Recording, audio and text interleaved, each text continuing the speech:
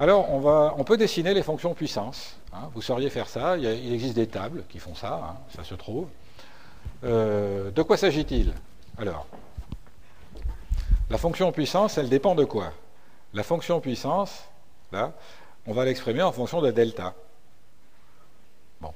Alors, quand delta vaut 1, vous vous souvenez, on avait trouvé 50%. C'est-à-dire un coup sur deux, eh bien, on arrive à se rendre compte qu'il y a une différence de 1. Quand delta vaut 2, vous vous souvenez, on avait 97,5. Effectivement, on y est, 97,5. Alors voilà, je peux tracer cette courbe-là. Voilà. Et alors ici, j'ai 5%, évidemment. Quand mes deux distributions ont tendance à pratiquement se coller, c'est-à-dire quand j'ai une différence toute petite, eh bien, j'ai une probabilité très faible, évidemment, de me rendre compte qu'il y a une différence. En l'occurrence, elle vaut 5%. Bon, donc vous êtes là avec vos 8 parcelles, vous calculez ceci, et vous dites, ben moi je suis bien embêté parce que moi je voudrais mettre en évidence un quintal. Alors le seul paramètre sur lequel je puis jouer maintenant, eh bien c'est la taille de l'échantillon. Effectivement, si maintenant je prends N1 égale N2 égale 32, eh bien voilà la nouvelle courbe de puissance. Donc si je prends 32 parcelles de chaque, alors il n'y a aucun problème. Je vais réussir à mettre en évidence une différence d'un quintal presque toujours. Alors le presque, il faudrait regarder, mais en gros ça fait 97,5. Bon, vous voyez que tout ceci est tout à fait important. C'est important parce que ça vous donne, avant l'expérience, une idée de la taille d'échantillon. Donc ne pas faire de gaspillage.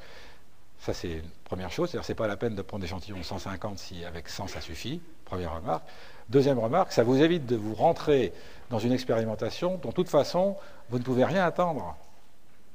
Ou attendre très peu. C'est un coup de dé, si vous voulez. Là, si vous avez des échantillons de taille 8, et si vraiment ce qui vous intéresse, c'est ici une différence de 1, bah c'est un coup de dé, vous avez une chance sur 2 de vous en rendre compte.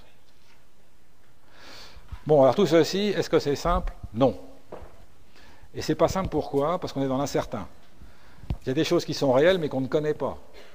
Est-ce qu'il y a égalité? Est-ce qu'il y a différence? Nous, il faut qu'on prenne une décision sur la vue d'un échantillon. Donc on peut se tromper. Il y a de multiples façons de se tromper. On peut considérer qu'il y a une différence alors qu'il n'y en a pas, considérer qu'il n'y a pas de différence alors qu'il y en a. Il faut faire le point sur tout ça.